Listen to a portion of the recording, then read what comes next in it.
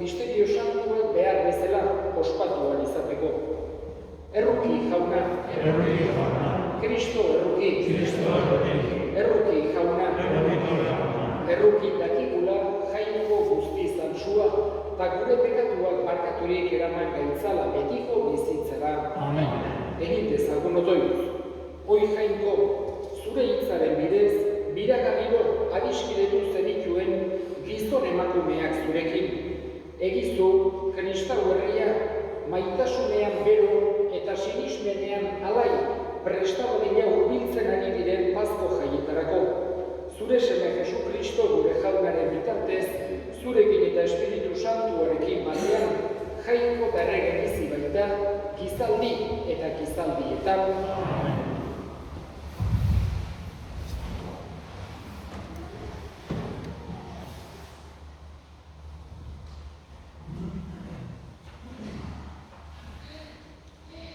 Lectura del segundo libro de las Crónicas. En aquellos días, todos los jefes de los sacerdotes y el pueblo multiplicaron sus infidelidades según las costumbres abominables de los gentiles y mancharon la casa del Señor que él se había construido en Jerusalén. El Señor, Dios de sus padres, les envió desde el principio avisos por medio de sus mensajeros, porque tenía compasión de su pueblo y de su morada. Pero ellos se burlaron de los mensajeros de Dios, despreciaron sus palabras y se mofaron de sus profetas, hasta que subió la ira del Señor contra su pueblo a tal punto que ya no hubo remedio.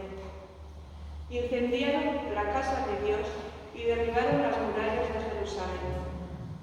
Pegaron fuego a todos sus palacios y destruyeron todos sus objetos preciosos.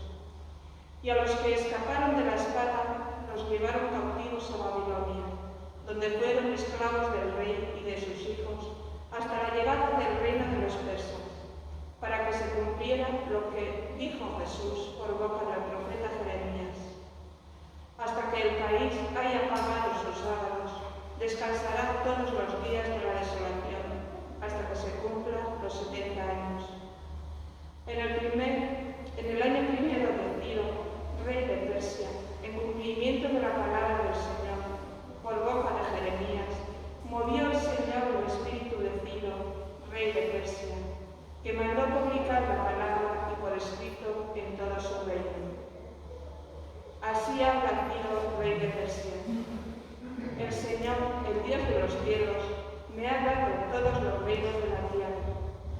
Él me ha encargado que le edifique una casa en Jerusalén, en Judá. Quien entre vosotros pertenezca a su pueblo, sea su Dios con él y suba. Palabra de Dios.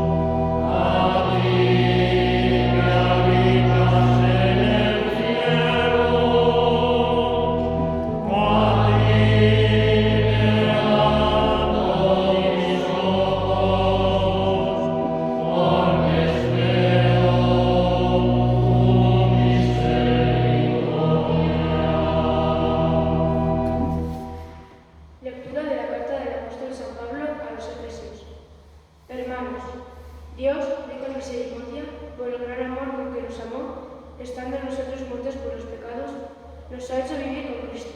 Por pura gracia estáis salvados. Nos ha resucitado con Cristo Jesús y nos ha sentado en el cielo con Él. Así muestra en todos los tiempos la inmensa riqueza de su gracia, su bondad para con nosotros en Cristo Jesús. Porque estáis salvados por su gracia y mediante la fe. Y no se debe a vosotros, sino que es un don de Dios. Y tampoco se debe a las obras, para que nadie pueda presumir. Somos pues una sola. Dios nos ha creado en Cristo Jesús, para que nos dediquemos a las buenas obras, que Él determinó practicásemos. Palabra de Dios. Te alabamos, Señor.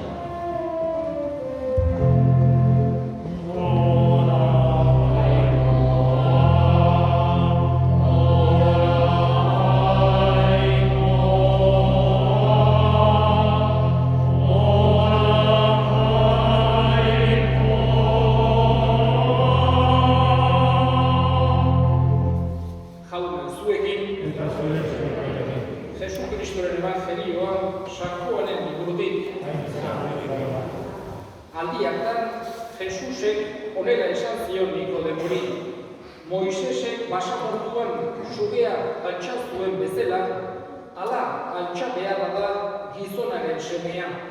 Sinisten dion guztiak betiko bizia izan dezan. Hain maite izan baitu jangoikoak mundua, bere seme bakarra eman dio. Ari sinisten dionik inordan ez dadin, baizik betiko bizia izan dezan. Jangoikoak ez baitu bere semea mundua galtzen abidali, baizik haren bitartez mundua salbadari. Ari sinisten dionak ez du auzirik izango, sinisten ez dionaren berriz erabakia dago gauzia.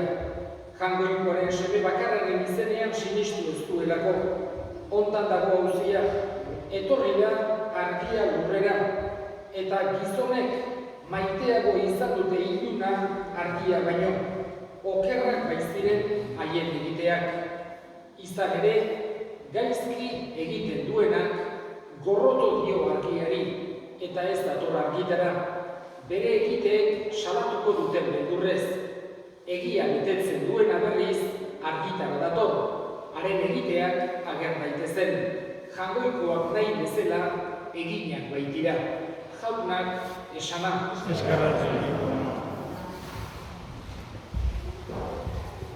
Garizumako laugarren igandeari, latinez Dominika Letare esaten zitzaion.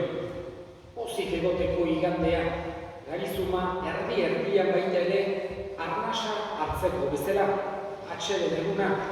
Alde batetik, igandero, nola baitere, hoxe kontutan eukitzen baiteko oso bereziki Jesusen piztuera, baina bestetik ere, Garizuma erdian arnasa hartzea azken txampari behar bezala ekiteko.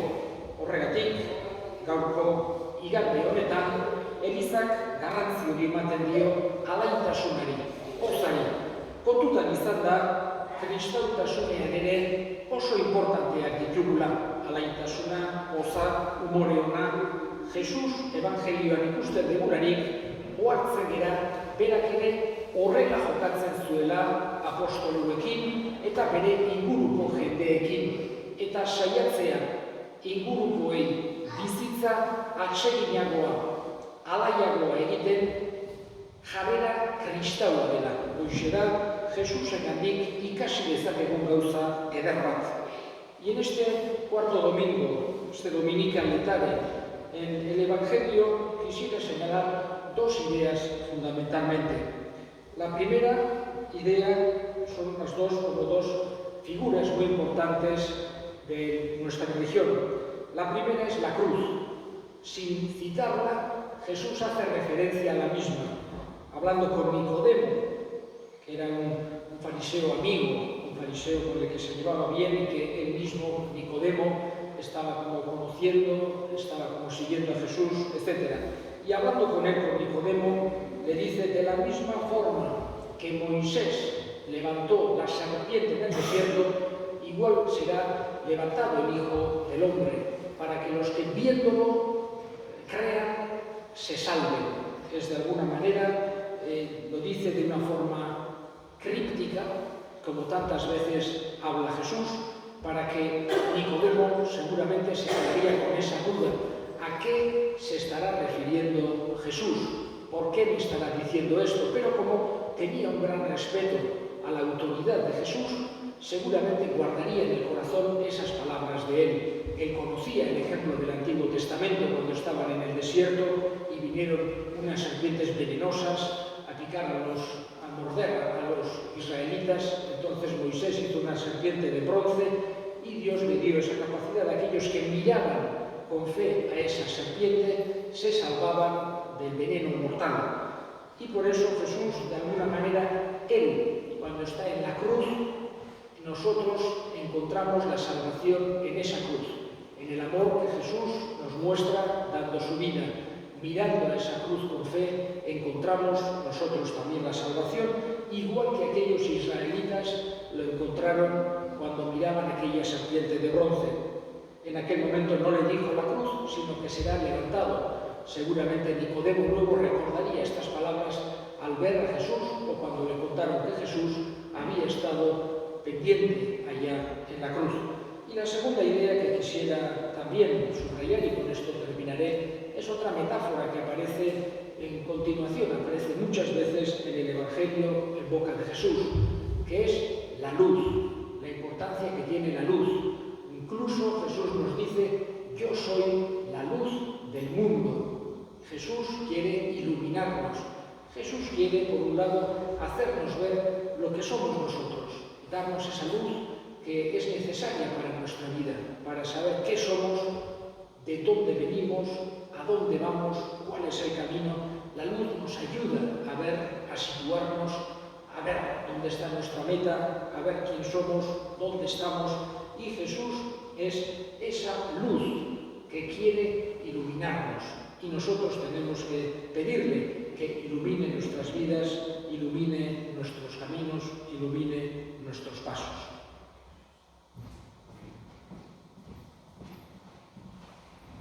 Creo en Dios Padre Todopoderoso, Creador del cielo y de la tierra.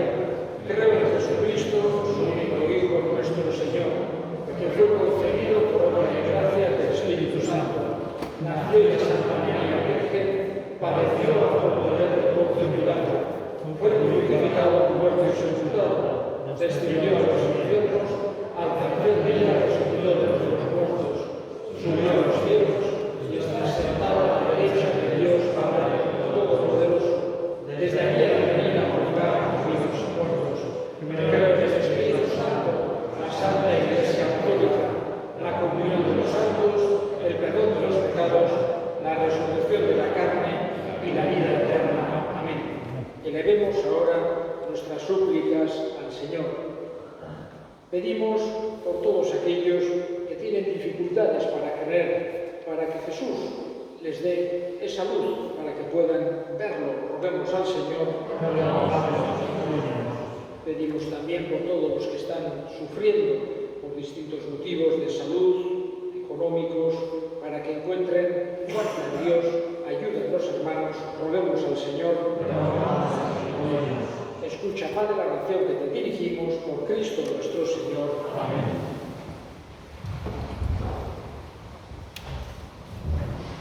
Amen.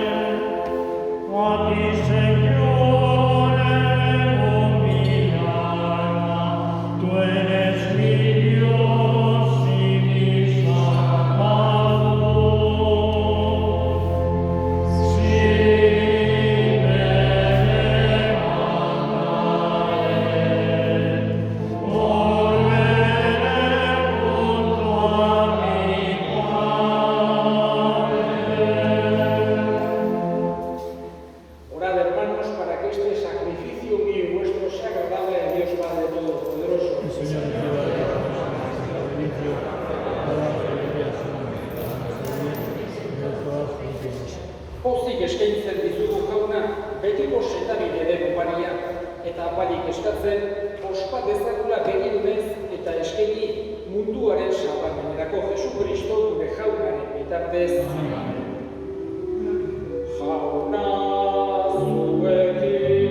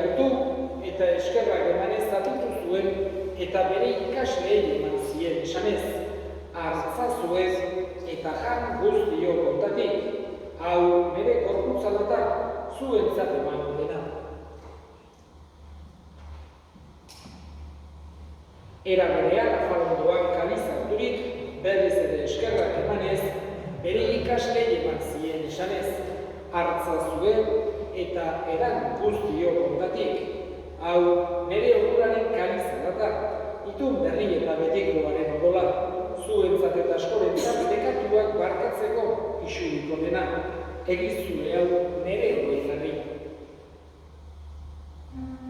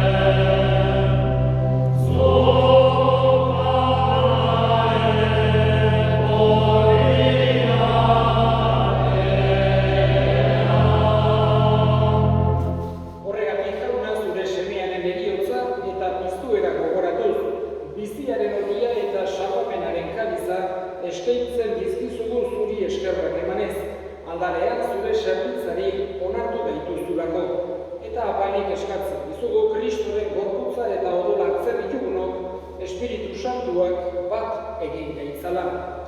Izan gogoan jauna, mundu guztian zabaldurik dagoen zure eliza, eramazu maintasun osora Frantzisko gure ita santuarekin, Frantzisko gure hartzaiarekin eta eliz gizon guztiekin batean. Era berean izan gogoan jauna, bizteko itxaropenean bandiren gure senideak eta hildako guztiak ere, anitzazu zure horregiaren argitan. Errokizak izkigu arren, guk guztiok betiko bizia irits dezagun, Jangoikoaren ama Maria Virginia Toatsuarekin, bere senar Jose Santuarekin, apostolu santuekin eta gizaldi guztietan zure adiskide izan diren santuekin, haiekin batean gore zaitzagun Jesu Kristo zure semearen bitartez. Honen bitartez, honekin eta honengan, zuria eta Jangoiko alguztikun horre, Espiritu Santuarekin batean, ospeta aintza guztia, gizaldi eta gizaldi guztietan.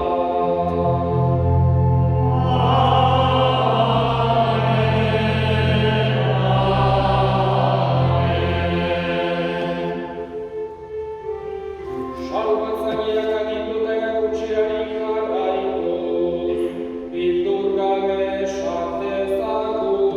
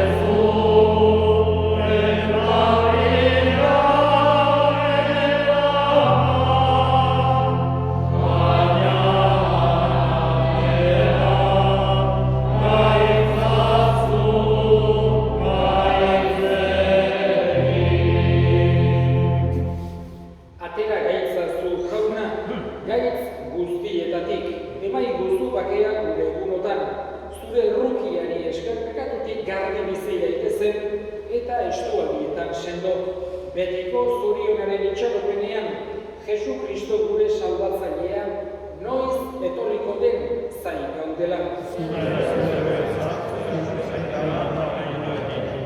Jesu Kristo gure jauna zuk esmada apostoluei bakea uzten dizuet nere bakea ematen. Begira zure elizaren sinismenari eta ez gure pekatuei. Eta zure gogoa bezala, emaiozu elizari bakea eman batasuna, errege bizi baizera gizaldi eta gizaldietan, jaunaren bakea beti zuekin. Eta eskurik eman gabe, emaiozu bakea ekarri. Oh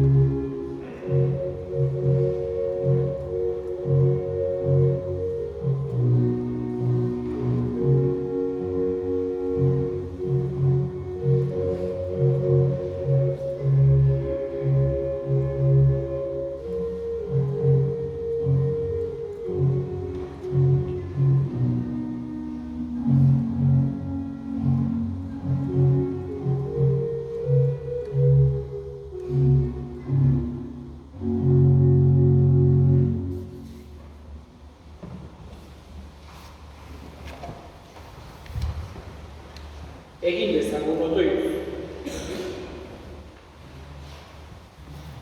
Hoi Jainko, zuk argitzen dituzu mundu honetara etorri diren gizon emakume guztiak, argitu gure bihotza zure graziaren bizdiraz. Zuri atsegin zaizuna erabil dezagun beti gogoan, eta zu benetan maita zaitzagun Jesu Kristo gure jaunaren bitartez. Bukatorretik ohar bat, un aviso antes de terminar. El viernes es el día de San José, y este año como es festivo daremos las misas igual que los domingos. Lo único que la misa de víspera el jueves tendrá lugar en el convento a las 6:30, y luego el viernes habrá misa a las 9 en el convento y a las 11 aquí en la parroquia. También será el día del seminario de este año. Jauna zuekin, bereka zaintzatela Jainko guztiaduna gaitak eta semeak eta Espiritu Santuak zoazte jaunaren bakean.